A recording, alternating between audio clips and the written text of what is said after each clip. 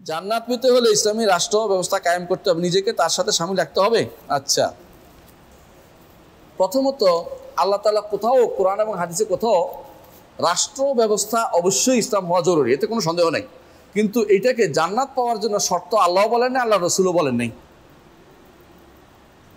জান্নাত পেতে হলে কি করেছে? ইন্নাল্লাযীনা আমানু ওয়া আমিলুস সালিহাতি সায়াজআলুহুমুর রাহমানু উদ্দা। ইন্নাল্লাযীনা আমানুস সালিহাত, যারা ঈমান ও আমল সালেহ করবে তাদেরকে আল্লাহ জান্নাতে দিবেন বলেছেন। ঈমানটা ঠিক রাখতে হবে আর আমল সালেহ করতে হবে, জান্নাত আপনি পাবেন।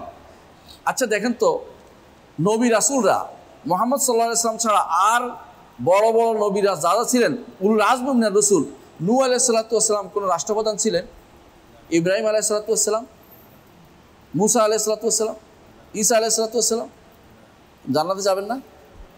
তাহলে আপনি কেমনে এমন একটা শর্ত জুড়ে দিবেন যে এই শর্তটা আপনি দেখতে পাচ্ছেন যে নবীরাও করতে পারেননি?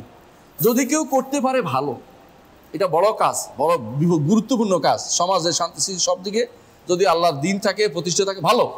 না করতে পারলে আপনারটুকু করেন, একজন মানুষের নিজের দায়িত্বটুকু পালন করেন। ডক্টর আব্দুল্লাহ জাহাঙ্গীর রহমতুল্লাহ আলাইহি বলতেন যে নিজের জীবনটা আগে শুরু করে ইসলাম দিয়ে, পরের জীবনে একটু পরেই করলাম।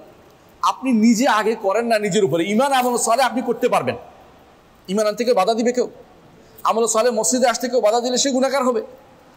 আপনি চেষ্টা করবেন আমল সালেহ যতটুকু করা যায় করবেন, সন্তানদেরকে দিনের উপর রাখেন, পরিবারকে সমাজকে দিনের উপর রাখেন, বলেন বাকিটা যে করতে হবে করতে হবে, না করতে পারলে আপনি জান্নাতে যাবেন, কোনো সমস্যা নেই। কিন্তু কেউ যদি মনে করে যে ইসলামী রাষ্ট্র প্রতিষ্ঠা না করলে জান্নাতে যাওয়া যাবে না, এটা মিথ্যা কথা বলছে, একদম পুরো মিথ্যা কথা বলছে। কারণ এটা একটা পুরো কোরআন সুন্নাহ বিরোধী, নবীদের সুন্নাহ বিরোধী। নবীরা রাষ্ট্র প্রতিষ্ঠার জন্য চেষ্টা করেছেন ঠিক, কিন্তু সেই চেষ্টা অর্থ এই নয় যে জান্নাতে যাওয়ার কোনো শর্ত সেটা কখনো ছিল না। এই জন্য এটা ভুল কথা, ভুল তথ্য দিচ্ছে।